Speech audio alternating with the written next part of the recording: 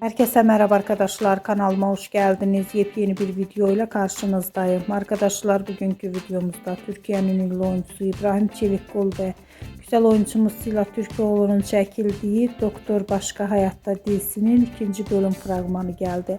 Ben de bu muhteşem fragmanı sizler için YouTube kanalımda video halinde sunuyorum.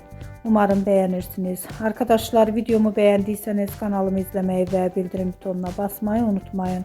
Şimdilik benden bu kadar olsun. Yeni videomuzda görüşmek üzere. Hoşça kalın.